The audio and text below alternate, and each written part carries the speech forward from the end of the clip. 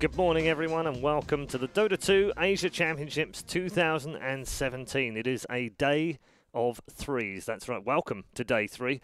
3 teams already know their fates in Group A and Group B. 9, however, are chasing the last 3 spots in the upper bracket semi-final, which will take place at the main event in a couple of days' time. We've got a fantastic day ahead of us. 3 matches from Group A and Group B all taking place this morning and this afternoon. And we've got the 1v1 quarterfinals coming a little bit later on. Who can't be excited for Miracle versus Arteezy? Before we get there, though, we're going to take a look back at day 2. Plenty of results yesterday went the way of teams doing well. EG being one of them, of course. OG also being flawless yesterday and make a 12-point run in their particular group. As you can see, the results, OG winning 2-0 over Empire, 2-0 after LFY. And they are the only team guaranteed a place in the upper bracket semi-finals. Wings having a very weird day after a 2-0 early loss to LFY. They came back with a 2-0 win over Faceless. Empire also under pressure now in that group after 2 losses. In Group B, EG bounced back after a terrible first day with a 2-0 thumping win over Newbie, and then with a 1-1 over Team Liquid, still in contention for a place in that semi-final of the upper bracket. Liquid at the end of the day, however, kept their hopes alive by claiming 1 game against MP, who are the surprise package in Group B. Destiny is in their own hands. Win their 2 games today, and they will claim a place in the semi-finals of the upper bracket. So that's how things panned out. This is the group as it stands right now. OG already qualified with 12 points. Wings in second place. Also, Destiny in their own hands. If they win both today, they are also into the semi-finals of the upper bracket. Empire still in with a shout, though, after a disappointing day 2. They have 4, LFY on 4, and the 2 teams at the bottom who can't make it through, VGJ 2 and Faceless, have just 2 points. I think it did, yes. We shall update that as we go through as well. In Group B, Invictus Gaming, top of the table, having won their game at the end of day 2. They now have 8 points. MP, as you said earlier on, are in second with 6. EG still with a good shot at trying to get into that top 2 spots because they play IG in our first game of the day. Newbie with 4, Vitality with 4, and Liquid, unfortunately, not able to qualify for the top 2. It looks like they can because they're only 3 points behind, but teams above them will pick up points that they can't overtake. So there you have it. Those are the 2 league tables as they stand right now. The schedule for today looks like this. On Stream 1, we have EG versus IG. It's a massive game for both teams. IG don't necessarily have to win. They could still go through if they lose, but EG absolutely have to win both of those games. OG will take on VGJ, and Newbie will finish off against Team NP, who still have a very realistic shot of getting out of Group B. Over on PGL Dota 2, we'll have LFY versus Faceless, where you can tune in and listen to the dulcet tones of Mr. PPD, casting with Lyrical this morning. IGV will take on Team Liquid, Wings versus Team Empire, and then we will move into the inevitable tiebreakers, if needed, it says. I'm not so sure. We'll find out. They're very close right now in one of those groups, so we might well have some tiebreakers. After those will come the 1v1 quarterfinals as well. Very much looking forward to that. It's going to be a packed day, very exciting day for us, and probably a very nerve-wracking day for players and teams trying to make their way into that upper bracket. It's such a big thing to get into the top 4 and finish guaranteed top 6. Let's introduce you to our panel members this morning. You've already heard him. It is Purge, of course, alongside me, and Capitalist. Good morning to both of you. How you doing? Pretty good. Yeah? Good day 2, wasn't it? Yeah, it was a good day. Very interesting. Yeah, it's the more Dota you watch, the more you get into it. So yeah. Day 3, it's exciting. See who finishes top 2. Yep, I quite like this format. In terms of, for us anyway, I don't know about the players.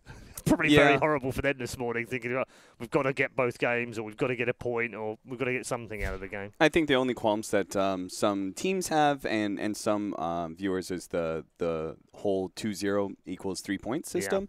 And I can see merits to both. Honestly, I think there is it's a nice way to be able to differentiate. You know, a clean 2-0 gets you that extra point and is really impactful. And it does, I think, in some ways that format makes the matches more interesting, right? Because there's a huge difference from a tie and a win like that, you know? So it actually gives a lot of hype to, say, LFY 2-0ing Wings yesterday. You know, all of a sudden it was like, boom, they've got 3 points on the board from that win. Like, that's massive.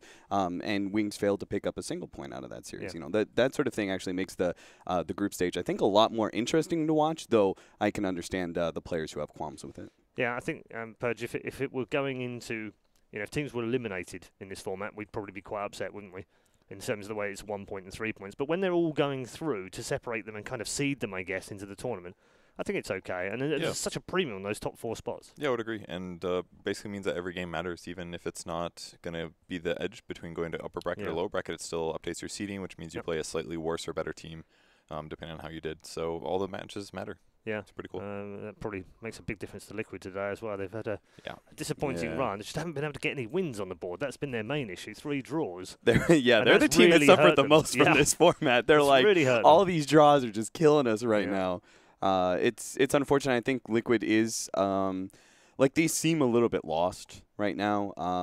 There have been some yesterday like the difference between them and the DAC qualifiers, and obviously the opponents are different, but I do think their own individual play is a bit lackluster in comparison to a much more sharp and cleaner Liquid we saw earlier in the season. I mean, they also seem to be sort of trying to find themselves a little bit. We've seen Miracle playing Sand King in support. We've seen GH in the mid with the Naga.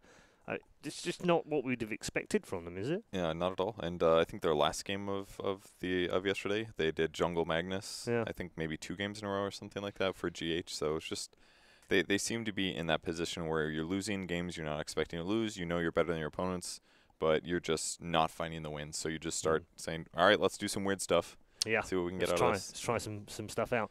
Let's move into talking about our first game of the day. It is a very big game for both teams. EG in particular need a win out of this one.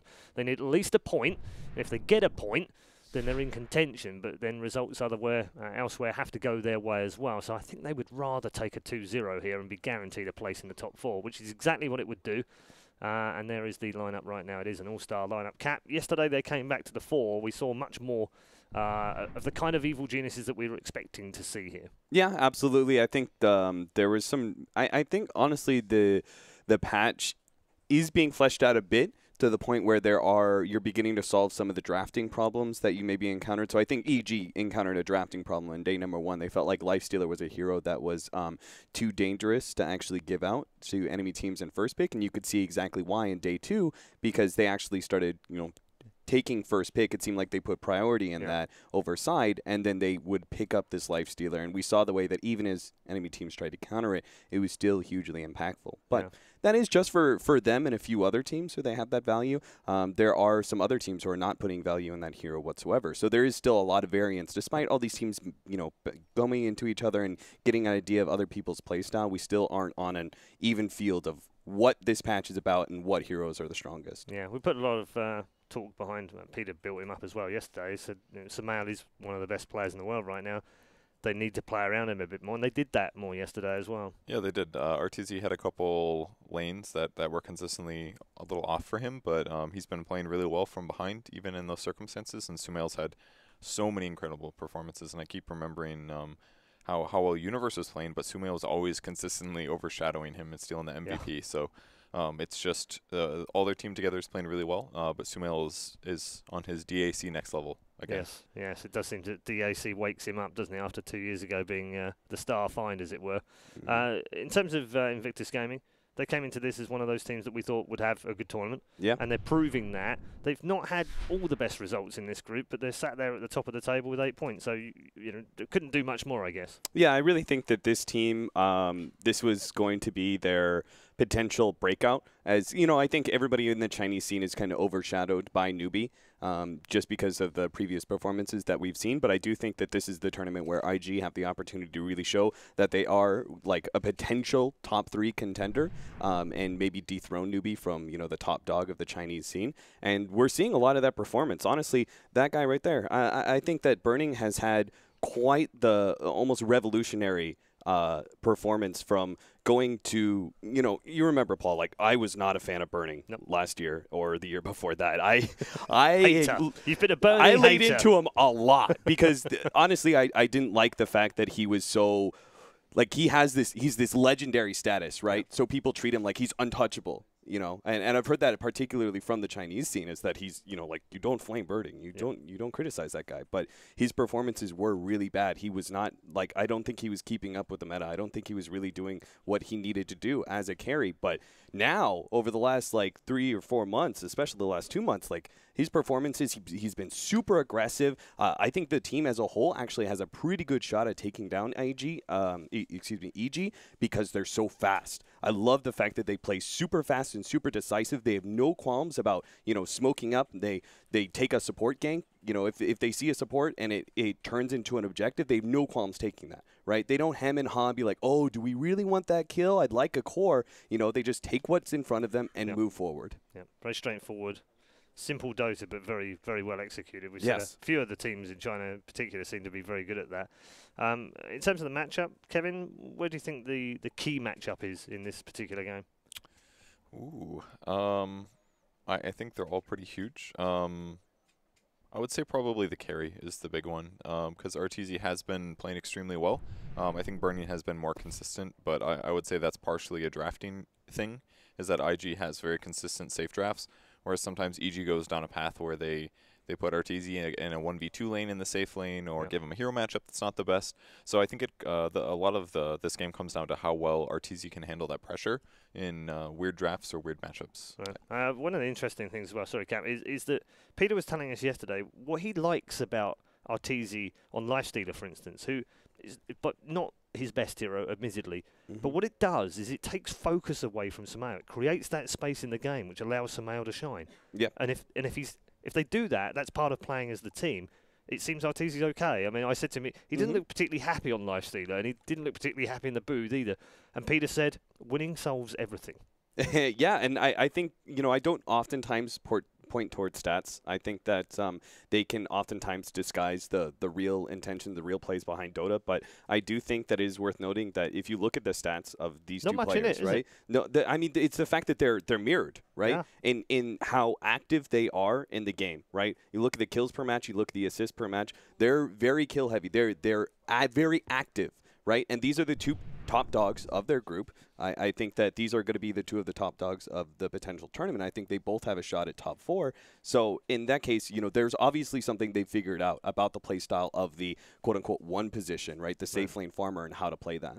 Yeah, it's going to be very interesting how they do. In terms of predictions, do you see this as a 2-0 either way, or do you think we might end up with a point apiece here? I think if Sumail plays like he did yesterday, it's going to be a 2-0 for EG. I feel pretty confident saying that. I definitely want to said that after day one. EG looked really shaky there. Yep.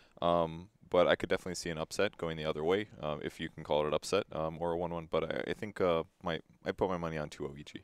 Okay. Cap? I'm kind of leaning the same way. I do think he can go 2-0 either way. I think that's more likely the scenario is that in this like 2-game series, right, that one team kind of figures something out and they just kind of boom, boom, take it out real quickly. But I am leaning a little bit more towards EG. I think Sumail is definitely the X factor here. I think he just adds a little something to the Evil Geniuses lineup that honestly the IG don't quite have. IG have really good team fights and they have some star power, like I think, for example, the 4-position matchup is going to be really interesting as well because they both have star roamer players that are able to be very impactful for their mids. But I think when it comes down to the matchup, Sumail OP, I think that there is a very clear difference in what Sumail can accomplish and what the opposing team can. OP's been pretty good so far, though. Yeah, he has. He's been very consistent. I have to say, I really like the player. I just don't see him quite yet as that, like, oh, he can single-handedly carry the game, right? Yeah. And this guy, I don't think has a whole lot of experience either. I think this, like, I was looking at him, he's just like, he's some 8K, a mid player who hasn't really been around for more than I think. Some random 8K mid player. I mean, 8K is still pretty good, but like I don't think he's been around in the competitive scene for more than a year. I haven't actually asked Jack about it, but just when it comes to his I just love the fact that his real name is actually OP. Yeah, that was pretty good. Yeah. He's not actually just stolen that as I'm overpowered. Anyway, we're into the draft. Now, the interesting thing here is that Melini and Toby One commentated 2 games yesterday where XXS took a Magnus that apparently was the greatest Magnus that Melini has ever seen in terms of play. And Merlini's seen a lot of games. He has seen a lot of games. So I'm going to take that and wonder whether there's going to be some respect for that or not. It's gone already, yes. Yeah. Yeah. So... To be fair, though, I think that it means they've done their homework. Yeah, well, it's not necessarily about homework too. I think the Magnus is highly valued in these matchups. I think the Chinese really like the Magnus quite a bit. I think that a little bit that is the impact of certain players like ROTK who kind of set forward like, hey, this is going to be a hero of the meta. And I think Evil Genius is one of the Western teams who value it as well. Yeah. So it's also a little bit of a weird tempo hero too, because it kind of turns one of your carries into an alchemist basically, where they get way more farm than they should if things get a little passive. So for a team like EG that sometimes does play a little stable and slow, it's definitely something you don't want in the game. It's kind of like the old ogre, basically. It feels to me like both of these have theory crafted this draft already, because we've got Baboka's Monkey King has come out first for IG, and EG have immediately locked in the Kotl and the Abad, and we've already seen how the Kotl works pretty decently in not necessarily directly countering the Monkey King, but at least giving you the vision. It gives you the vision, and it gives you Blinding Light push, which can potentially get him out of that really annoying circle spell. I forget the name of it, but actually, Harambe's Revenge, whatever it is, you know. I don't know. I can't remember. Lina, it's still like I like the Lina pickup here because it can still work very well with the Monkey King as a support duo. You've got a leading stun from Monkey King that can follow up into the LSA. More likely though, we're gonna it's like 60% we're gonna see it as a mid. Just because it is one of those mids that you can pick up and not have to worry about the matchup too much, and you don't have to worry about like your mid-game impact. You can't really be countered too heavily as a Lina, simply because just a little bit of things like it's the Bloodstone and the low respawn time. It's the fact that you still scale later into the game, turning into a right clicker, and it's also just first and foremost, I think it's a mid that draws attention away from your other carries. It's also a fairly safe 2-pick as well, isn't it? If you do get it countered or you feel like it's going to be a bit vulnerable, you can switch it off and change it into a support. Yeah, absolutely. I do kind of prefer Evil Genius's opener a little bit more, though. The Abaddon is a super safe offlaner right now, is heavily impactful, and then the Keeper of the Light allows them to be able to make it so the Abaddon does win his lane. You know, they push out, pull the hard camp, they get the extra experience. Abaddon probably gets his level 3 pretty easily, and then from there, the lane is kind of a breeze. I think they really need a lot of heroes like Lina too, just so that they can counteract a lot of the Kotl push, because so many teams just use it to constantly push out all the lanes, and then even if you get a gold advantage, it's difficult to take a fight, because it's hard to get your 5 heroes near an enemy tower while you're pushing without being threatened with split push. So heroes like Lina really protect you in that way as well. Yeah, like just good lane shove. And do you think they need a support that does that as well? It definitely can help a lot. Monkey King has some problems with that. I don't remember which series we watched yesterday, but it was similar kind of problem. Monkey King always looking for heroes, but they never got to push lanes as a result, so then the game got really static. It was the one with the Shadow Fiend, I believe, who went Shadowblade first. Maybe IGV or something. Or I don't know. It was a Chinese team, I believe. But definitely it was a big issue. I think it was against EG, maybe. Can't remember. But it happened. Yeah. No, I think it was an LFY game. I think I was watching it, yeah. It's like the Monkey King just like wanders around. He's not really having an impact, and when it comes to controlling the map, he's just kind of looking for those kills. So support heroes like Dazzle is a really good example of a good shoving hero. You know, just burst down waves with his heal and isn't too heavily punished. You know, it's not a hero that you're like, oh god, we lost our Dazzle because he was dealing with a split push. You know, if they want to smoke gank him, that's fine. Another band towards their offlane hero. The Legion Commander is most typically his #1 pick, so he's going to have to play something he's a little less comfortable with. It's 3 out of 4 offlane bans at the moment. Yeah, and Legion Commander is a really good counter to the Keeper of the Light as well, with the press of the attack, removing off the mana leak as well as the blind. Because that is the one thing is that Kotl's able to defend these towers, and he also has this catching mechanism with the mana leak. So if you can remove that, it makes it a lot easier to extract yourself. From here on out, though, I think you pick up we haven't seen the other roamer. I was just about to say, you want to keep your other 2 cores kind of secret right now, so you pick up the Earth Spirit. I don't think there was too many other 4 positions that you could pick up at this point. Maybe Spirit Breaker would be the other one that I would suggest. But this be so mediocre against Monkey King, though, I'd say. Yeah. It's so easy to stun him on his charge in and punish him afterwards. Yeah, presumably that's a Earth Spirit anyway. Yep, for sure. And Earth Spirit obviously is pretty equivalent roam to what Monkey King can provide in a lot of ways. So they can offset that a bit. They still have good lane push. The CM pick for IG guarantees a lot more mana, though. So Monkey King will be able to get more done in the early game, Lina as well. But I do like how things are looking for EG right now. I feel like they've got really solid picks for what they're up against. Now it just comes down to counter-picking cores and stuff. Oh, he shaved. Okay. A lot of logic. I told Blitz yesterday, I was like, dude, tell Arteezy to take that beard off. It's not good. I don't know if he told him or not, but and it's gone. he took it off.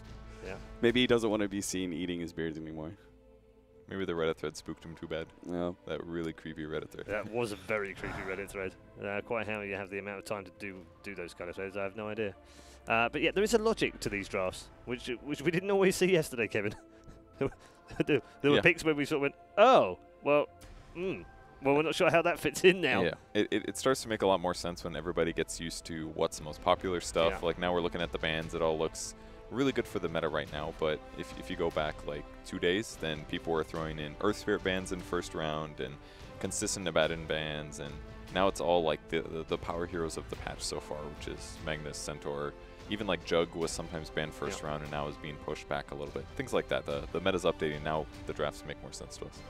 I think one of the things you have to decide is EG is going to say you probably pick up the Invoker if you want it right now because it's going to be 5th ban. So you're actually going to leave Arteezy your last pick instead, just because of the fact that I think Invoker was probably the best pickup here. He's still, IG are is still a pretty good position though because they have really great roaming potential to catch the Invoker with the Monkey King Lina. As opposed to other mids, you see Alchemist, SF, Storm Spirit. These sort of mids are oftentimes only in lane until like level 4 or 5, and then they back out to do some efficiency things in jungle. Invoker has more of a lasting presence in lane, so he's more exposed to these roamers. So this mid matchup of Lina versus Invoker, and then you add in the extra factor there, Bobaka's Monkey King that's going to be coming in, gets the initiation, leads with the stun, follow-up LSA. They can pressure the Invoker quite a bit. So I think IG is still in a good position, but I think it was the best choice for EG to grab Invoker now. You think this is Sumail's best hero right now in this meta? I think so, yeah. His performances on the hero were just incredible. Yeah. It's kind of weird to think that the hero is going to get nerfed again if this continues. Yeah, Sumail, stop it! You're ruining everyone's Invoker. Well, it's kind of interesting. There's still been updates, though. People, Invokers are going back to the +1 Forge Spirit, which when that talent tree first came out, I couldn't believe that anyone would ever grab the opposite. But Invokers just farm so fast, and I think a big obviousness about how players are playing the game right now, it's very Ancient focused. Like a lot of players are stacking Ancients consistently, sitting by Ancients, just clearing Ancients. That's really the focus because you don't have to move that much. They're fairly easy to clear depending on what you get. So. You can get a lot of levels regardless, so now people don't get the experience talent anymore, and they get more Forge Spirits, so Sumail's definitely good on the hero. That's pretty clear. Not surprising they pick up the Nyx Assassin. The Chinese scene was really valuing the Nyx Assassin leading into this tournament, and obviously you have an Invoker on the other side, so it gives it a little bit more value. It does mean because of the Lina pickup, and this is the slight shift when this weird Lina mid, because we're seeing more of our mids oftentimes be the carries. When you pick up this Lina mid, it means you do have your safe laner who's going to be your true carry, and that means many of the more aggressive style heroes that are coming out from the safe lane are no longer in your repertoire. So say, for example, Weaver and Ursa, those are good matchup heroes against the Abaddon, put pressure on that guy. You don't want to allow that Abaddon just to be able to get whatever farm you can, so you try and pick up a laning phase carry that has heavy impact on that offlaner. But they can't do that because they need a harder carry. I think that is one of the downsides of this early Lina pickup. So we're looking more like they ban away the Anti-Mage on Evil Geniuses. I think maybe Terrorblade if they want to try and play this pretty fast. It's definitely going to be TB because they already have 3 out of 4 Arcana heroes, and that's the only carry Arcana I can think of. It is difficult, though, right? Because they're pushing into Abaddon Coddle. These heroes are fantastic for defending towers. You park the Abaddon in front of a push, and then you have the Coddle also Luminate blasting, and it's really hard to eat through that. So it may have to be more of like a hard carry, and that's why EG ban away Anti-Mage, right? They're not afraid of a pushing carry that kind of scales. They're afraid of like a true hard carry who just farms and farms and farms and reaches a certain peak. And with the troll ban, I feel like it's a little bit of a tell for what IG may go for. I was going to say Spectre. I was like, maybe this is a Spectre game because there's not too many heroes left that are true hard carries like that. It is a burning hero, historically. Yeah. I think Spectre can work, but it definitely has some issues. It's easily pressurable by heroes like Earth Spirit, Invoker has so much damage output that Spectre's above average tankiness doesn't seem that bad, but it also does fit into their lineup fairly well. Like either Monkey Kings, Crystal Maiden, Nyx can go somewhere, set up a kill, Spectre can show up and secure that. Have you seen any good Spectre games so far in the last 2 days? Because it feels like we haven't seen seen any that. Spectre games. Well, there was that. We've seen a couple of Spectre games, but they haven't been good, have We won't talk about that NP Spectre game. No, that was one's very very bad. missed that. It was basically like 3 minutes laning into the jungle. You have to have a lineup like this, where you have 4 super aggressive heroes. Oh. I like this. That's the first pick, Clinks. We haven't had a Clinks so far. That is cool. It's lots like of that? physical damage. It's physical damage with minus armor is really good against Spectre, actually. So I would say it's pretty good. It could have some issues, though, because they'll be able to find him, gank him. They have some lockdown issues. They don't have a lot that combos with Sunstrike is definitely part of their issues as well on EG's side. Any other issues you spot in those drafts? No, I actually really like the Clinks because I think they needed a heavy single-target physical damage dealer that would be able to create space and take towers early against a Spectre, right? You want to take those objectives. But I could only see Weaver in my head. That's the only hero I could come up with, and you can't run Weaver very well against Nyx and Lina. So. Yeah. I think it's the best thing. Like it's another sort of Deso sort of single target focus kind of hero. I like it a lot. Okay. Good stuff. We'll hear more from Cap and from Purge, of course, at the end of our first game. And a quick reminder for you at home, if you're just tuning in, this is a big game for both teams. If IG win the opening game, they are guaranteed a place in the upper bracket of the main event. It's all to play for as EG go hunting for a 3-point margin in this big matchup. Let's find out how they get on in game 1 with Toby 1 and Malini. Well, Malini, as Red was saying, there's a lot on the line. Invictus Gaming, will they be able to do it? XXS was kind of the big focus ban out and shutdown of the draft out of EG, but they still seem to have a lot of power in their lineup. Spectre, boo, thumbs down. The hero gets wrecked by Abba in lane. You can't say things like that. You were Mr. I want to have a Naga game yesterday. It was facetious, Toby. It was, actually, that was a good Naga game. But I like Spectre. I like playing Spectre, but every time I see Abba or Centaur or any good offlaner in this patch, like Timbersaw, you just oh man, my laning phase is going to be miserable, especially if you don't have a Lich, but this time it will be a Crystal Maiden on their side, babysitting good old Burning. Babysit him up. I always like series when there's a lot on the line, when this series determines upper bracket seeding for Group B, and we are on the final day, so it's our last chance. And it's the group everyone was thinking was going to be right, like everyone just sitting on top of each other. It's exactly what has happened. There's only one team out of this entire group which is not capable of actually making the top 2. It's rough, to say the least. But we'll see how we go as Invictus Gaming. This is something which I'm looking forward to seeing from them too, is just how the spec does function. We're talking about like how much harassment can be taken by the spec, but you've then got this IG lineup with the mid laner. We've seen it time and time again with the low respawn time of talent being skilled up, where Invictus Gaming end up in these huge fights. He actually gets the you'll get the bounty rune, but he's got stun level 1. Can turn for a 3-man stun, potentially just walk out of here at the moment. And that's exactly what's going to happen. They're not close enough to do enough damage to kill off XXX. I wonder if Zai was considering skilling Mana Leak at that point. Might have. I guess he could have just turned around and stunned, and then. Yeah, he already had the Luminate, so no joy on that front. Yeah, but how does the spec work? Because I'm expecting IG to end up in these mid brawls where you don't even care if OP dies at the very start because he's just going to come back and dish all the damage out again. He's their main right clicker, although Spectre's not actually a huge right clicker. Right clicker I think of as heroes that are good versus BKB, and Spectre actually does pretty poorly against mass BKB. But he is that heavy farmer that they need, just because I think they will have scaling issues with that Nyx assassin in the off lane, especially because XXS is generally their playmaker, so he won't be AFK farming with Midas. Gotta get that range creep. Gotta get the farm. Bottom lane is actually looking pretty difficult for Universe. You got both the Crystal Maiden as well as the Monkey King going against him, and it's one of the very few times not seeing Monkey King up in the trees early on. He's looking for just the raw harassment with that early PMS against Universe. This is your main concern when you run a Spectre, though, is that you'll get run over in the safe lane. So I think it's completely necessary that Monkey King is parked here the entire time. And Jingu Mastery is quite good versus Abba. Generally, Abba doesn't really care, and he will just trade against any support, but it's very difficult to trade against Jingu. Reason why is skilled up. Top lane, a little bit more trouble again for the Nyx Assassin. Got to be careful about the amount of damage that Clinks can pump out at him, but Crit can't keep the control up. And Nyx will be forced back potentially just to trigger the Shrine, or he just actually ferries out some extra... No, not even extra life. The courier came up to him. Just gave him a mango. I think you're in a couple of those. Yeah. He's not level 2 yet. That's a slight issue for him. Well, we do see a rotation coming from Crit.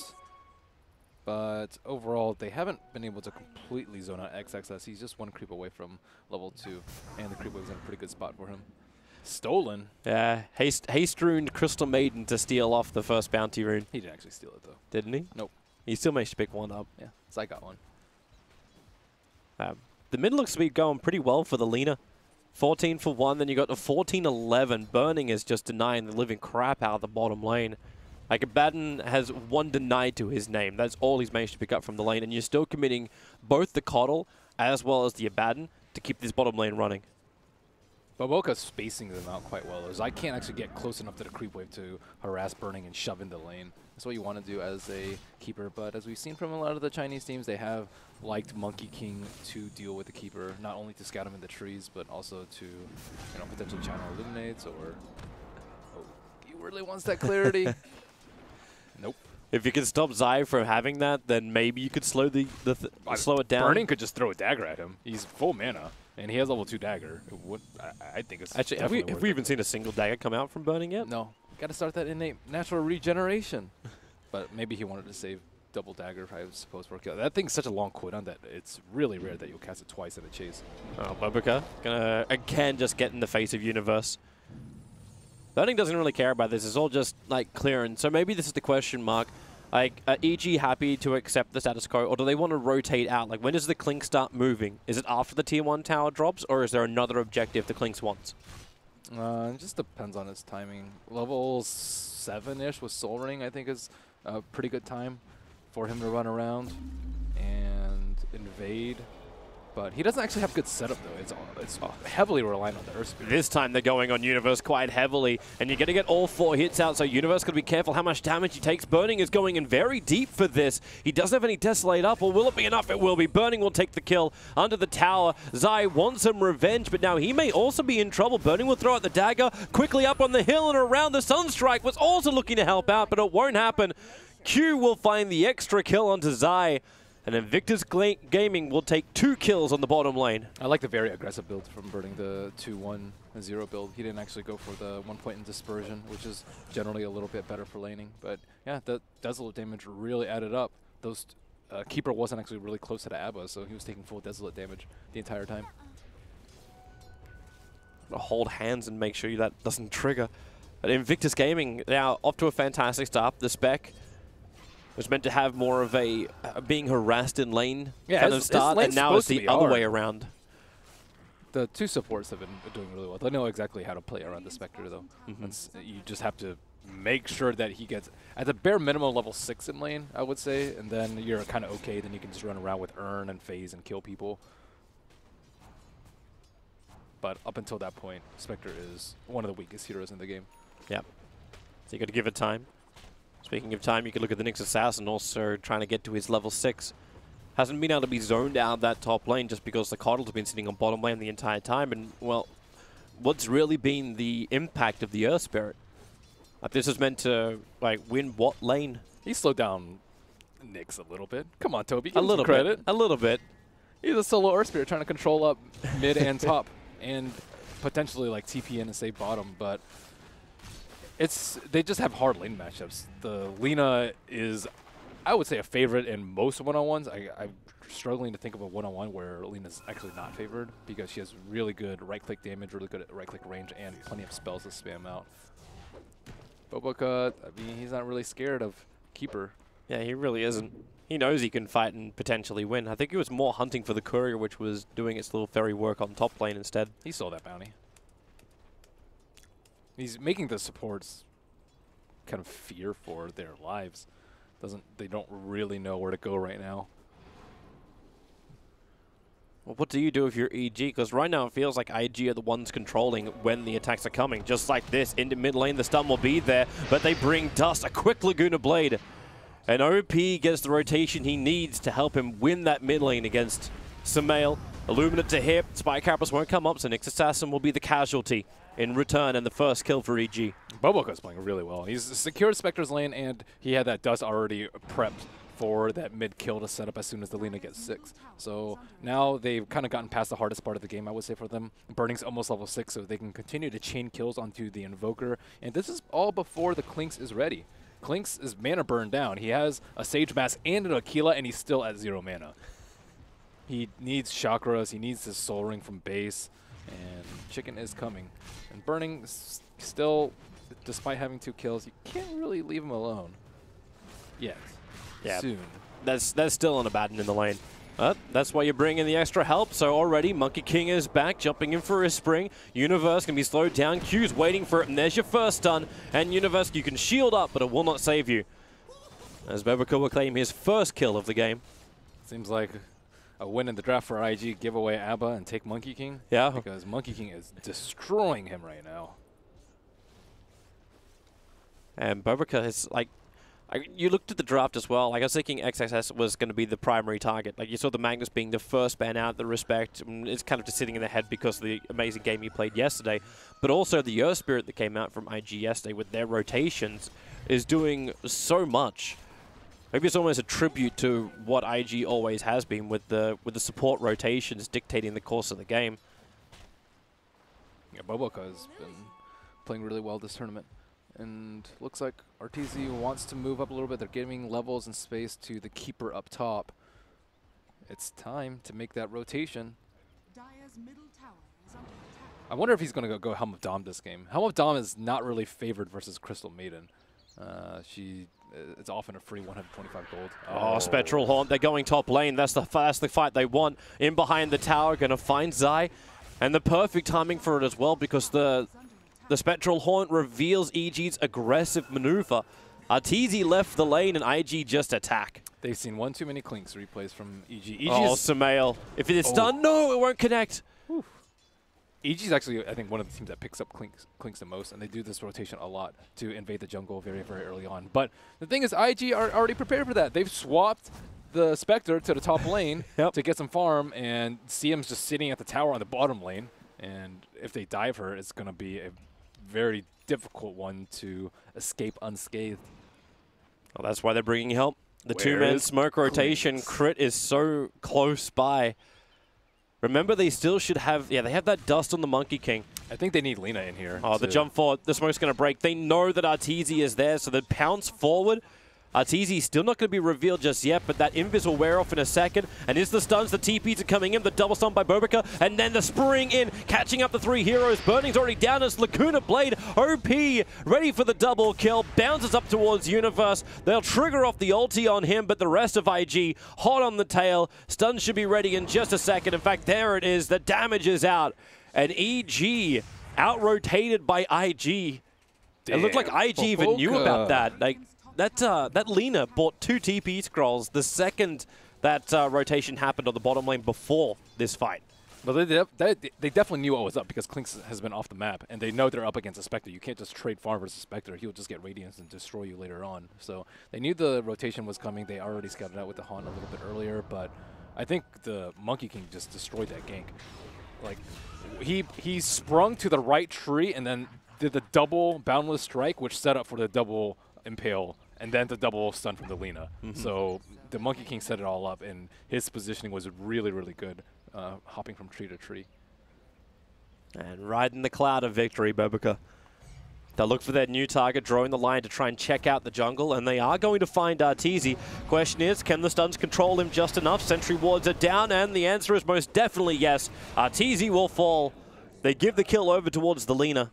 IG is running them over right now, and they had a Haunt just in case EG wanted to put up some resistance, and Clinks has been shut down. Last 3 minutes, it's just been him running around and then dying twice, and he was meant to be the one that's supposed to control the mid game for them. So now it's up to Invoker. He has his Midas, he's farming up those camps, which Invokers do love to farm, but he's kind of their only hope for this mid-game. Farm the only safe place you've got. Invictus Gaming did this yesterday as well. Like, you take one good fight. This is even before they took out the Tier 1 tower in their series yesterday. They just put down these aggressive observer wards inside the Dire jungle. They're going to see where EG is farming. They're going to see where they're maneuvering. And they have really good catch for that. Nyx Assassin, for additional scouting potential, and Haunts they can call in at any time to get an additional kill. So Invoker is still the highest on net worth on the Dire side, but the Clinkz, I think, is very worrisome, especially considering Clinkz relative to Spectre. And he's forced to show on the map and farm the lane, and everyone on IG side feel very safe. How are they going to get kills with the Clinkz? Like, Earth Spirit plus Sunstrike is mediocre at best, but their lineup was meant to be hitting towers. Curse of Avernus plus Clinkz right click is supposed to mow down towers, but they haven't even been in a position to really get close to towers aside from the T1 on bottom. They're coming again. The gangs continue to work for Invictus Gaming. They're going to commit a smoke up, and I'm wondering if they're looking for Sumail or if they really want to try and find Arteezy. So invading of the jungle, Arteezy has backed off the top lane. Bobacup, the smoke is going to break the dust. It actually connects the long-range stun, and Burning will arrive. Jeez. Even the ultimate from Monkey King. He'll make the Circle of Doom. And just 3 ultis for your Clinkz. they expected the Invoker actually at the Ancients. That's why they were so hesitant walking up that hill. They're like, this could be pretty bad, especially with the Shrine up. But EG were not in that position, and Arteezy will take the brunt of a gank yet again. So what's the saving grace? You got IG hunting basically the entire map against EG. How do EG stop the bleeding and then work to get themselves back on top? Their lineup's pretty well geared for defending towers. Keeper plus Invoker is really, really good. And IG don't have a great tower hitter until Lina gets her right-click talents, which is level 15 and 20, I would say.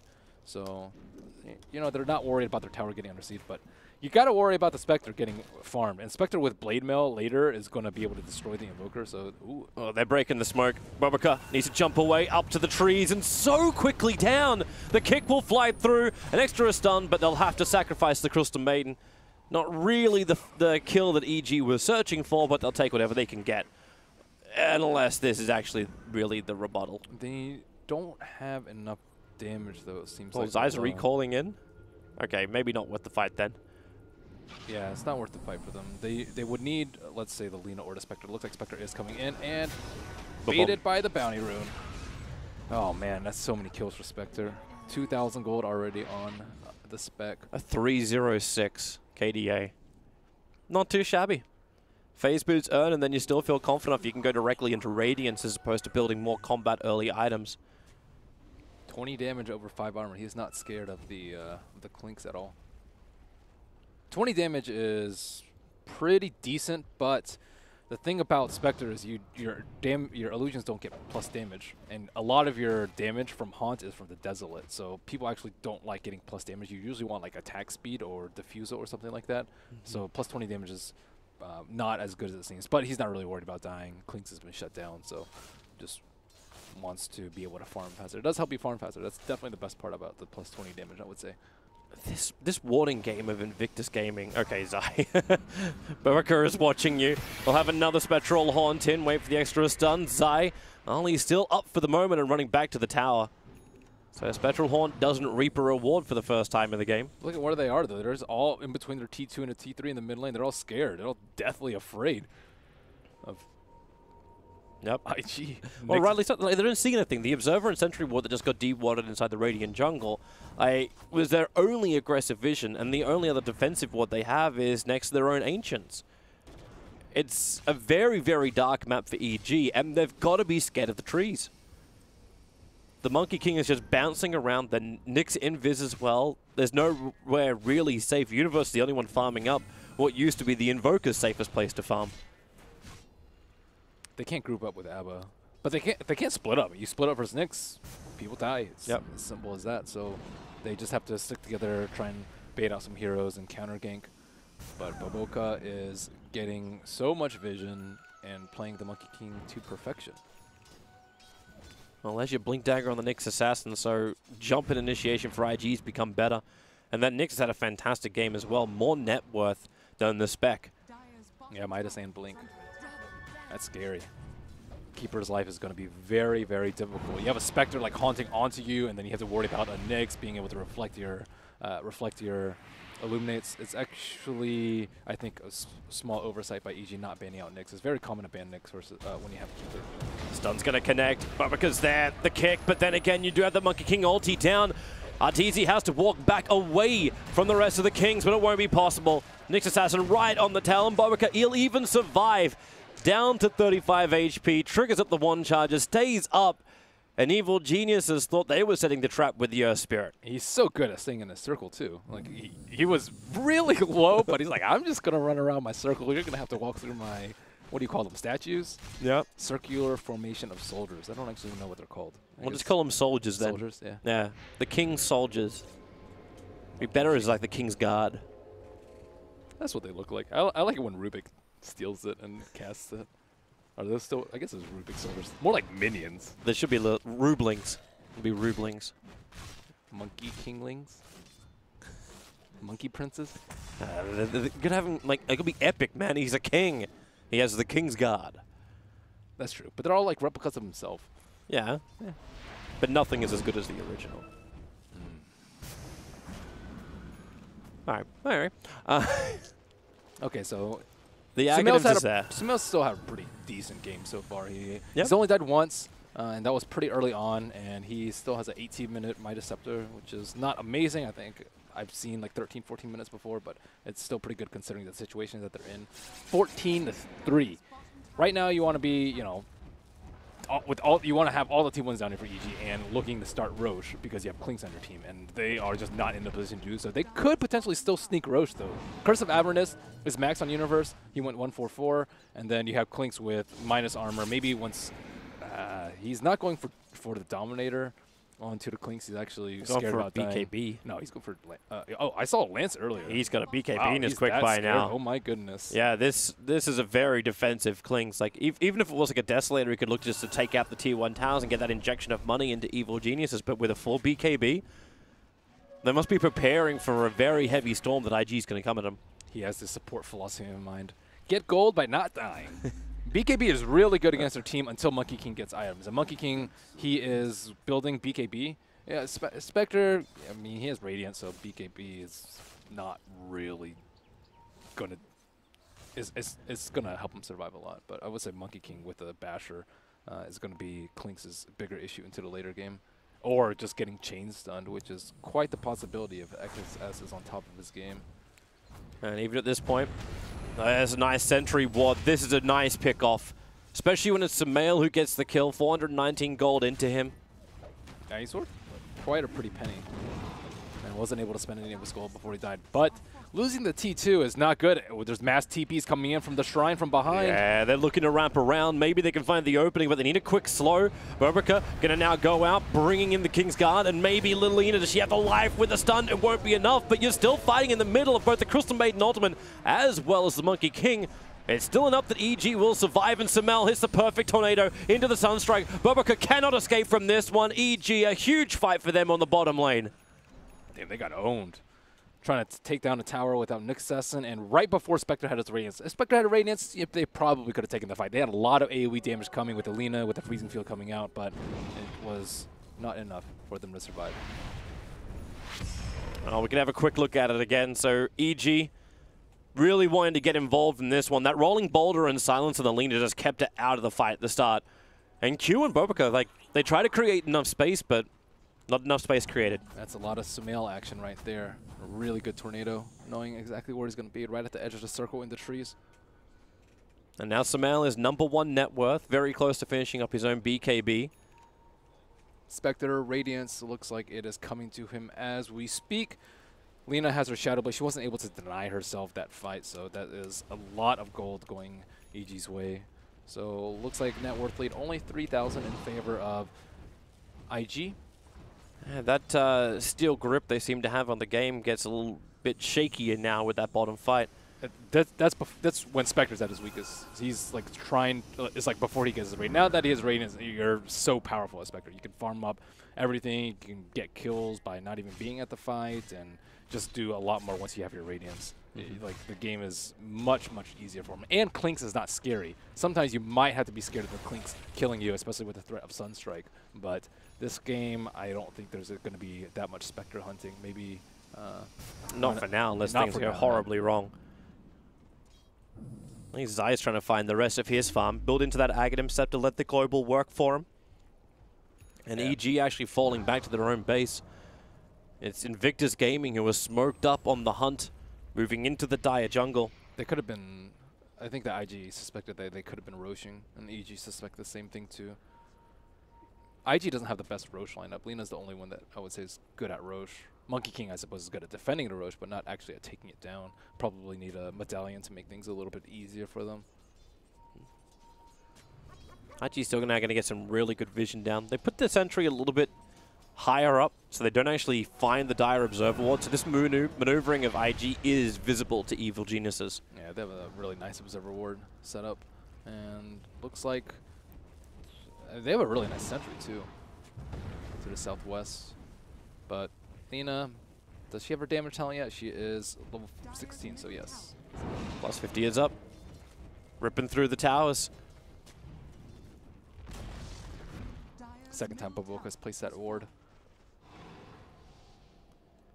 Yeah, they really want to make sure that EG just can't come out and freely farm. Like both those observer wards watch the close and safe farming areas of evil geniuses. Arteezy trying to squeeze in that little bit of farm. Invoker just picked up his BKB, so now it's Clinks' turn. Just needs, what, 400 gold left on Arteezy. Can't really do too much to Burning. I think he could probably just turn around and kill him. There's also no way for him to stop the Haunt. And he has max dispersion, so even with jump in, middle lane, the Sun's going to connect. There's going to be a big one if they can bring down Sumail. No buyback available. It's a minute on the sidelines, but better is the double stun. Bobeka hit it perfectly, and Crit has to run away, but he cannot go fast enough. All by his little lonesome, and Burning will desolate him down. That was a really good blinding light. He pushed Baboka out of the Wukong's command, and that ult didn't stay up. But one of the downsides about BKB is if you get stun locked, and Invictus sure do have a lot of stuns, it is not particularly useful. But I think he needs it versus Nyx Assassin. There's like not really any way for him to not get stunned in the fight unless they kill the Nyx Assassin at the start. But no Orchid, purely be relying on the Earth Spirit to control them. Jeez. Nyx is getting big. He's going to have Scepter soon, too. And you're going to have to start... He's going to find Arteezy even sooner. Jump forward, able to land off the stun. They do bring in the dust. So once again, Reveal is there, and Clinks is now down. He did buy his BKB, so I think his gold loss was very, very minimal, if any. But and with that fight like succeeding, you're still going to lose the tier 2 tower up on top lane. Nothing was really going to stop that buyback or not. Now, IG just had to play around the Haunt cooldown. Haunt is 50 seconds away from coming up. The only big fight that they lost was when they fought when Spectre wasn't ready. So they need to make sure not to make that blunder again. MOP still hits, like, you don't even hit like a full truck yet. Like Magic resistance talent. It's pretty good. Invoker, Earth Spirit, Keeper. Yeah, that's almost straight 12% damage reduction. TP is coming down the bottom lane as IG just stopping the push from Evil Geniuses. There's took 4 heroes down here. So it's like EG would like to find a pick-off. And Lena is the one running directly into the middle of them. On top of the Observer and Sentry Ward, able to get the original stun, plus Laguna Blade onto Crit. OP, he did a little bit too deep, gonna lose his life. Almost, and it will be, in fact, almost instant respawn up for him. Bobeka will fall. Arteezy will trigger his BKB. But the Lena is back up and ready to fight.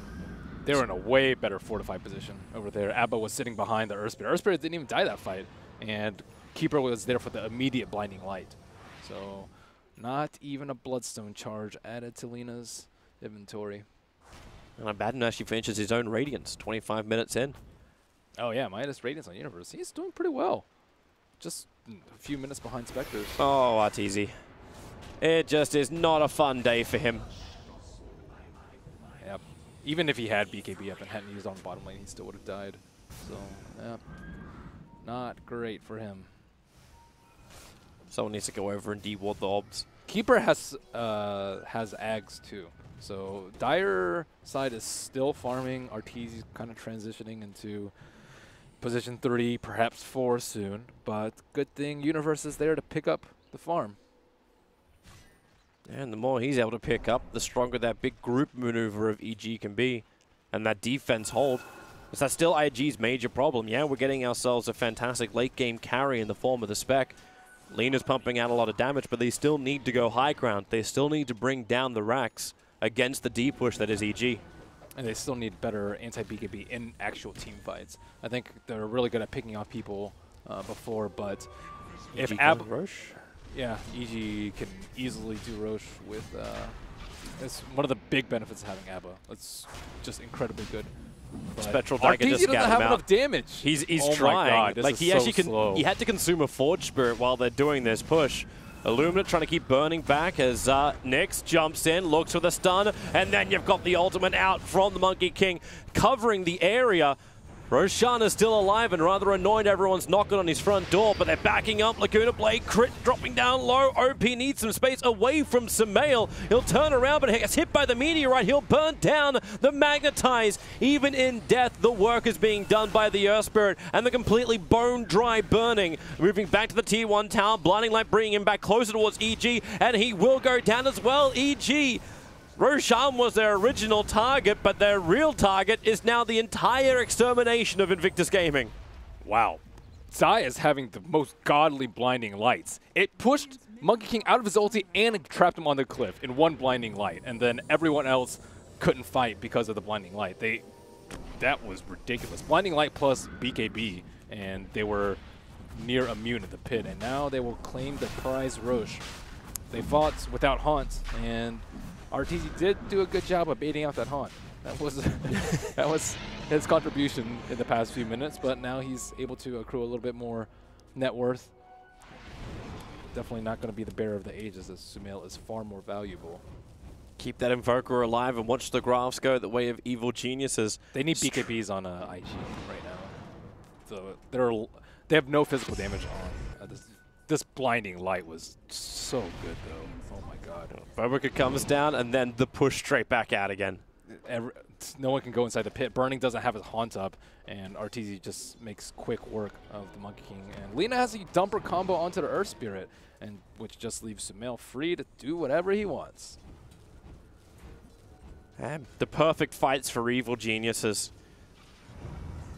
They keep their dream alive of getting up into that top 2. For their group stage, if they can get this win, the path is still there. Invictus Gaming, the one sitting pretty at number 1.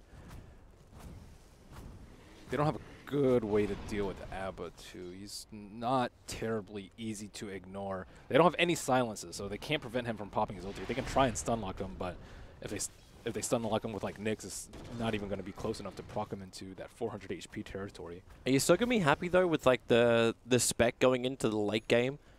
Like, okay, we're talking about like the Abaddon being an issue right now, but this game looks like it could still drag on for a good 20, 30 minutes now.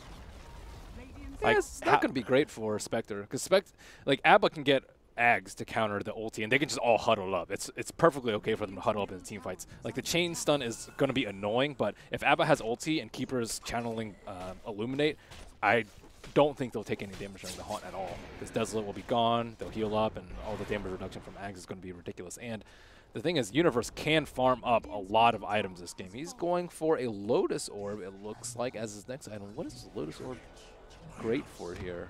They don't really have that much single target. Laguna, I suppose, but that's... Is it to dispel? Yeah, dispel what, roots? Or, I mean, there's not that many things to dispel. I'm actually curious as to why he's picking that up over, let's say, Ags.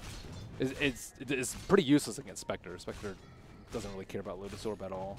It's not particularly good against Monkey King either. He doesn't have any single target spells. Nyx Assassin, I suppose, might be a small contender. Laguna, I suppose, is also a small contender, but I think pretty much everything he could do with the Lotus might be better with the Ags, but maybe he's thinking about the future and potentially thinking that they're going to try and shut him down with a silence later. There's nothing coming out. I guess Lena's do build Bloodthorn later.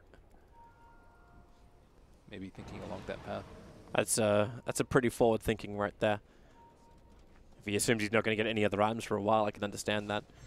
So the Klings, who's also just kind of like scrapping a whole bunch of earlier game items together. Already having the Crystallis. Now looking to build into the Desolator still at this point of the game.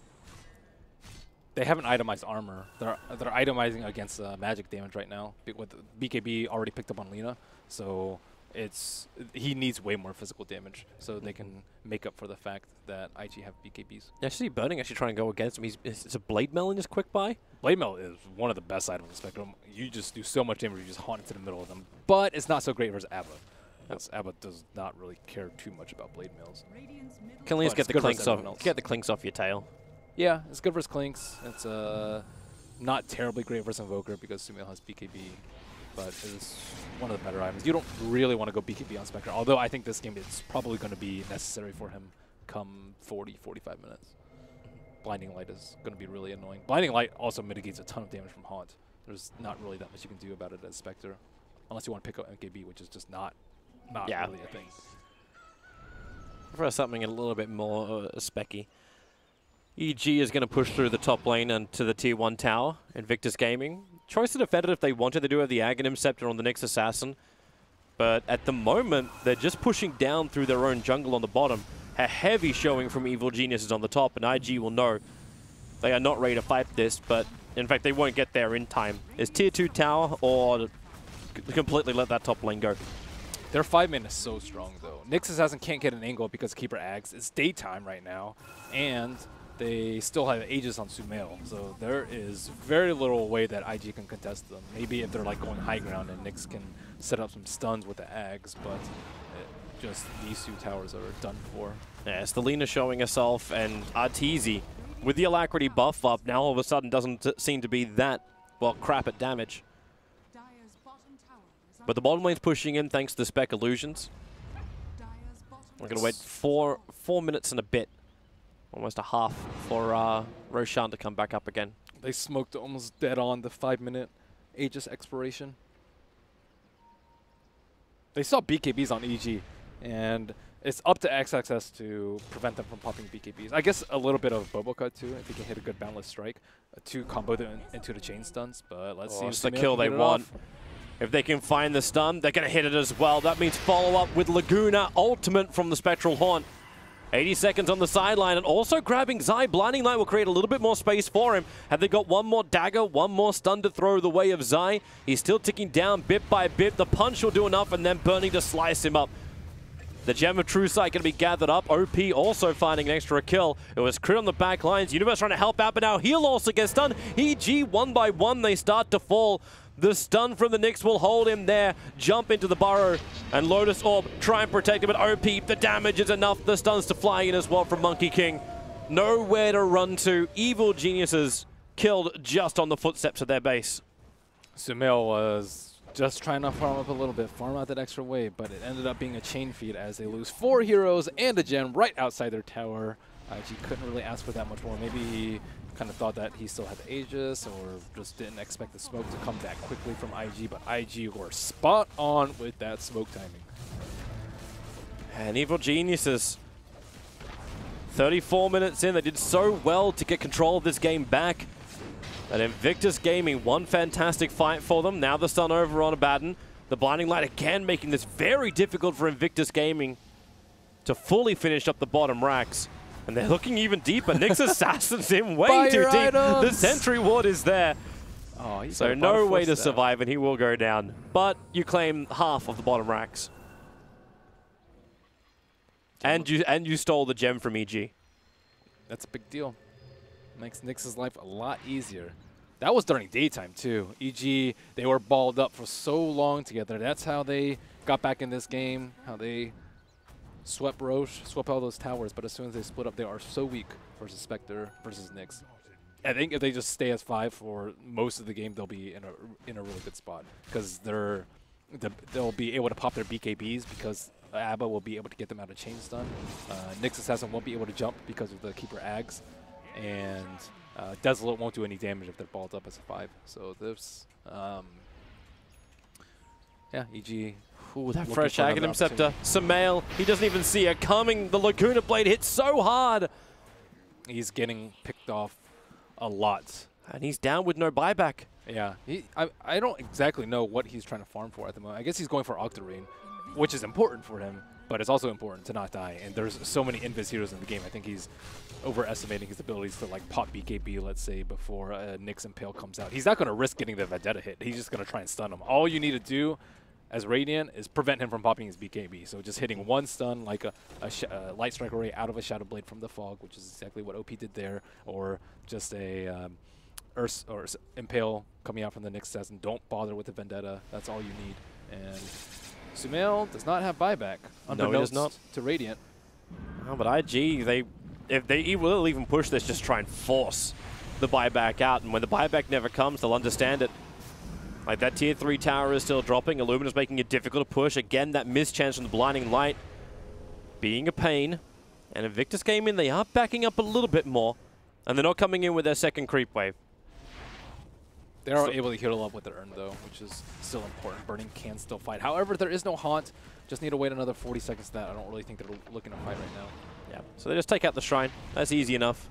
It's actually up to Zai to control most of the fight. It's usually on Earth Spirit, but Zai, he's the one with the Blinding Light and the Mana Leak, and you can't Manta out of both of them as Spectre. That fight he chose to Manta out of the Mana Leak, and then he got Blinding Lighted immediately after.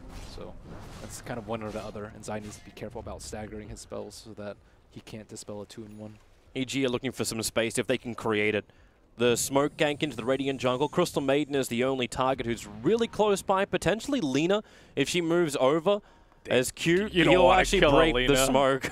You don't want to kill. You don't want to kill CM. That's just not even worth it. You don't want to give way to positioning for that. Wait, can they actually even properly kill her? Like, she's got herself a Ghost Scepter. They could. The kill is going to be difficult even with 5 of them. Oh, Radiant has used Scam. Boom, red. We know exactly where you are, and it's time to bounce. But splitting up is where they're at their weakest. They were S5.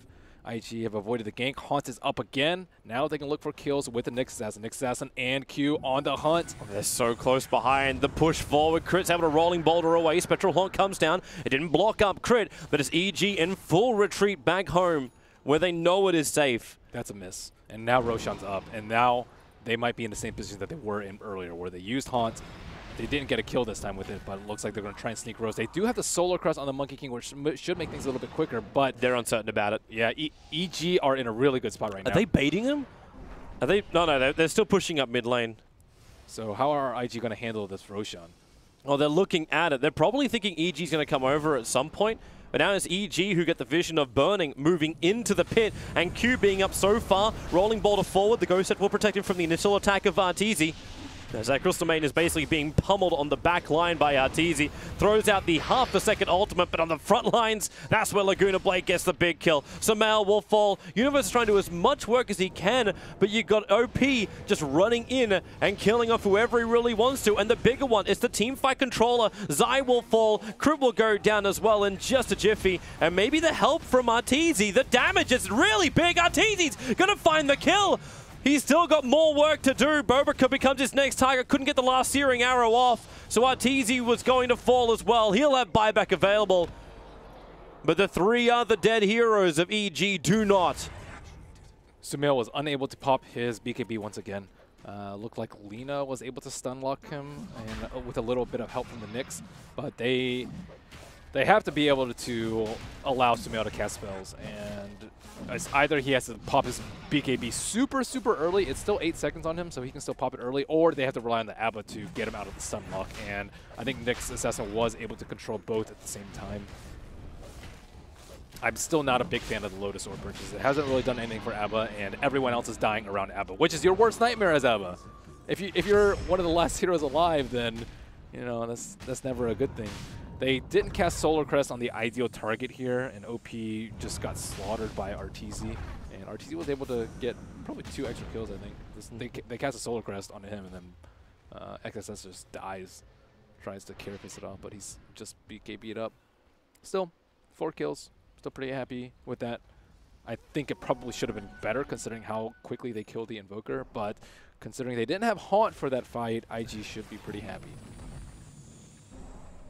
The fact that they're still able to claim Roshan after, and yeah. Yeah, Spectre with Aegis. Oh, man, that's not good. The double spec. Potentially even triple if you hold on to your buyback money.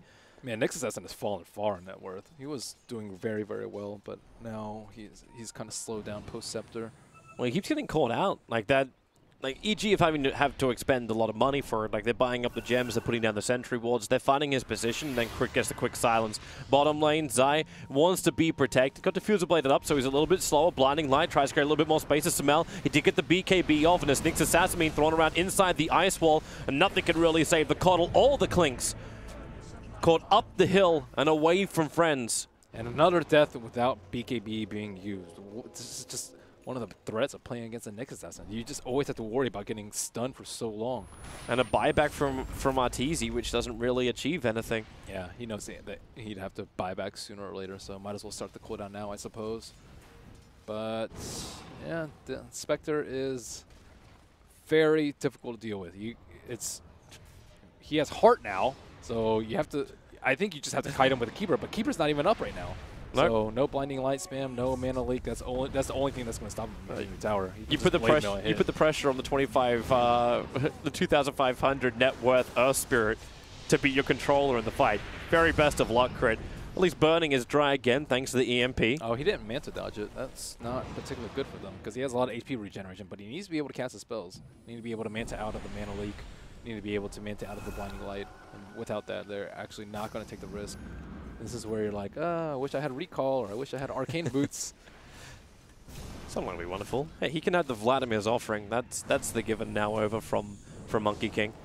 As they move in for the fight, Universe, Lotus orbed up. Here comes your Tornado, catching the spec with the rock falling down and deafening blasts. It's good damage from Sumail, but he's taking so much back as well. OP hitting like a truck, but he has to bail out. Arteezy's attack, it flew, but it wasn't going to be enough. It's the big stun out from the Nyx Assassin. They're still doing the work, burning, standing his ground, and actually surviving through all of this. Now finally he will fall, of all things. OP denied himself to heal up burning. He actually sacrifices bloodstone charges for that's what the life was. Stun forward, Invoker's gonna fall. No way really for Sumail to survive this unless Crit's got more to throw out, but no, the Monkey King's rod can extend that far. And they just try and hold the Earth Spirit in position. No one has buyback, and that is good game well played.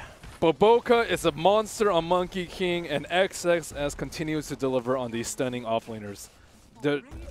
How many times did they die without being able to pop their BKB? That was actually ridiculous how many times they died. And IG had to be really, really happy about that.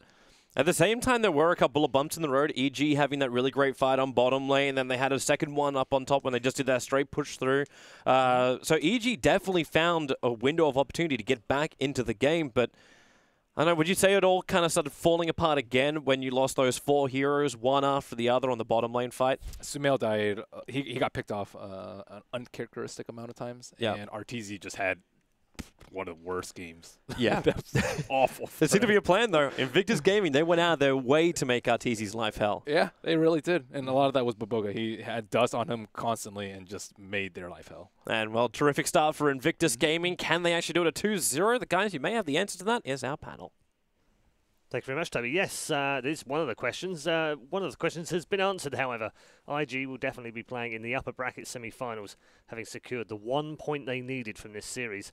It's a different tale, though, for Evil Geniuses. They do need that point if they're going to play in the top 4. Let's catch up with both Cap and Purge. Purge, what did you make of that? Very interesting match for us as neutrals. I don't know if it was necessarily a good game for Evil Geniuses, though. Yeah, it wasn't. Their early game was tough. It was like the typical Arteezy having a really rough game. But was having a rough early game, wasn't he? And I think the toughest part especially was that his hero was last picked, and he still had those kinds of bad situations. And I don't really know if there was a better hero that was going to solve their problems, because the lineup that IG had was just so good at ganking in the early game. All it ever took was like Nyx Assassin plus maybe one hero in the area and then Spectre Haunt, and they had a kill every time or a Dust. So it was so tough for EG to actually not get ganked repeatedly. I think this gank was actually the sickest play that IG had the whole entire game, was being able to make that kind of read on the rotation and stay ahead of it with that smoke down to their safe lane. I think that was really cool by them. As a whole, I think IG's first 10 minutes, this is why I talked about their decisive, like their smoke ganks and the way they move around, so fantastic. I actually think they're probably the best team at doing that. You know, OG has their own flavor, EG has their own flavor. IG, it's like these very fast smoke moves that are very decisive and quick and make plays happen. Like, even that one play where they dove behind the Tier 1 tower at mid in order to find Arteezy again, and they threw down 3 ultimates. This That's is one of the worth it. small highlights, Cap, that EG had in this game, where it looked like they might be able to turn this around at this point. Yeah, EG were actually, this is like classic EG. They're behind in like 15, 20, 25 minutes, right? And what they'll do is they'll start balling up and say, you have to out-team fight us in order to actually beat us. And EG is very classically probably one of the best team fight teams out there. And you could see it in Roshan fights like this. They also had a later fight that was very favorable to them because they stayed as a 5-man unit around that Coddle with his Ags gem. I really couldn't believe they won that fight. I was very surprised, but Because that started off as it looked like a Roche attempt, but actually it was just a bait, wasn't it? I mean, it was definitely Roche. If they don't show up, they'll take it eventually after 3 minutes or something. But getting a couple kills here and there and winning some fights were really good. That Sumail pickoff was massive though, because they had gotten the CM on the backline, so if they just stabilized for 10 seconds or so, they could group as 5 again and probably win the rest of the fight. Luckily, between Crit here, this is his last stone. He had to use this to stun the Lina here. They were able to kill her in time, so they stabilized in a lot of ways. But with Arteezy going down due to lack of invis, he had to use it to catch up. It's just, Lynx looks like such a bad hero when he's behind, and this is one of the many times where that's the case. That's exactly why IG made so many aggressive early plays, right? They popped 2 smokes within the first 10 minutes of the game. They moved OP around a lot, and Bobica set up so much. I think that that won them the game. The game stretched out quite a bit, and there's a lot of other things to talk about, but I think IG truly sees control in the first 15 minutes with their rotations because they recognize the fact that it's kind of like a 2-pronged offense. It serves 2 different purposes. This aggression keeps it keeps a little bit of space off of Burning, so he's able to farm as the Spectre, and also sets up potential kills with the ultimate. But also, it shut down this Clink, who is it's not a comeback hero by any means. Like, the Clinks is cool, but it's only cool if it's actually, in an acceptable position at 15 minutes, it starts moving around and shutting down some of these other cores. It looks good then, but if you have a bad laning phase, it really doesn't come back well. Yeah, and that's exactly what happened. I mean, Arteezy did struggle, but they also, it seemed like IG decided, okay, we need to just focus him out of this early game. Yes, absolutely. I think IG came in with a great game plan. They seem probably the best Lina team. It was kind of, there was on Reddit a thread asking about why is Lina popular, and I sat and just wrote like a couple of paragraphs about what Lina is and why, because I think she's a really cool answer to what people are running in the meta right now. If you think about it, it's like the safe laners are these dead lane heroes that like Lifestealer and Juggernaut that are really hard to gank, create space a lot, and then you have these mids who are very more carry centric and have this longevity in the game, and Lina is both good at being able to shut down both of those, right? When you pick up the Shadow Blade, it's really hard for these safe laners who like to split push, relying on certain of their abilities to be able to have some map presence and push forward aggressively and be able to TP back at a moment's notice. But Lina with the Shadow Blade shuts that down, and she also shuts down the laning phase for many of these mids. SF and Invoker are particularly susceptible to the Lina Shadow Blade. Fair MVP? I don't think we agreed. I think nope. Perch and I were talking about beforehand, but we disagreed on our MVP, and neither one of us chose OP. Who were you going to choose? I thought the Nyx Assassin was MVP myself because I felt like he was there setting up tons of ganks. Only messed up like twice maybe. Yeah, I mean, I can definitely, I think it's very even between XXS and Bobica. I think for the similar reasons, right? Okay. We both agreed that the setting up the ganks and the early game focus of those 2 heroes and what they set up for the rest of the game is what won them that. Yeah. So you think it was the Monkey King more so than the Nyx? Right? I mean, I think it's very even, right? Yeah, I would agree. I definitely overlooked the Monkey like, a little. Yeah. Yeah, I think the early game specifically with some of the Monkey King stuff was very good as well, wasn't it? So yeah, definitely got them off to a good start. Got them on the right road. Important to update people on the league table right now. It is congratulations to IG because they have qualified for that 4 spots in the top bracket. With that single point guarantees them that. Evil Geniuses, however, need a point now. They have to grab a point. If they don't grab a point, they don't finish in the top 2 in this group. That's guaranteed. That'd be tough for them. I think they can do it though. I think all the other teams are looking at this going, oh, please, EG, please get a point. We don't want you in the bottom of the bracket, because they're a very dangerous team to have in that lower bracket area straight away. Yeah. It wouldn't be all terrible for them, because if they're the highest seed in the lower bracket, that means they're going to play against the bottom seed. I don't think they're worried either way, but obviously being in the winner bracket would be a whole lot better, because then you get 2 chances to lose. Yeah. Cap. Sorry, Toby was messing around with his Red Bull and he was distracting me. Don't be distracted by the Toby. He's just don't be distracted such a by him. goofball. I can't help it. In terms of EG coming back, what do they need to change up for this second game? Well, EG is they're a double elimination team, and they're also more of a best of 3 or best of 5 team than most others. So I do think they have a chance to come back here. They just have to realize, I think, some of the changes in playstyle and what IG are bringing, right? Because I talked about like what the meta is sort of established for some of these teams and what most of them like to be able to run right now. And Lena, how it counters that, and how they also have to make this a little bit change up because they have a Lena mid, they have to run a harder carry and safe lane. It's a different kind of playstyle that EG probably hasn't encountered too much so far in this, and so they just have to take a hard sit down about 5 minutes and read, okay, in the draft, what kind of went wrong in our playstyle, what kind of went wrong. Obviously, playstyle, there was a big thing about the early aggressive smokes that happened. It seemed like EG was very unprepared for the speed that IG was bringing to this matchup. I think that's why I said early on, it's like I think IG can take this because of the speed that they have in their ganks. I think EG is one of the teams that is more susceptible to that kind of speed. I also thought at Boston, I think it was VP.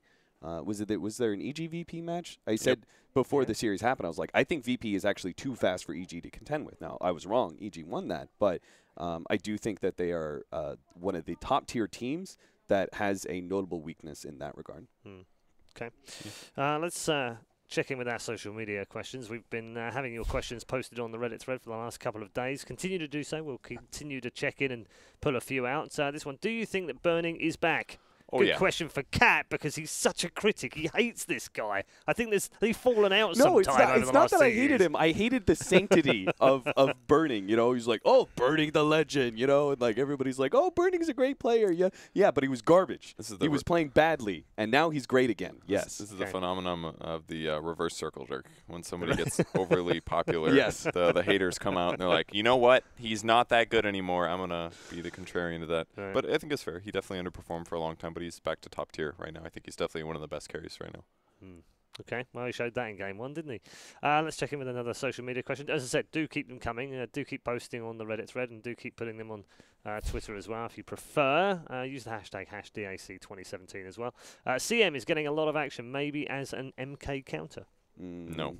Not Monkey King. Really seen it. I've not really seen it as a Monkey King counter, is it's it? Not. It's you give been seeing a lot, but we've seen it with Monkey King as well. Yeah, absolutely. You give a lot of mana to your team. That's definitely a lot of it.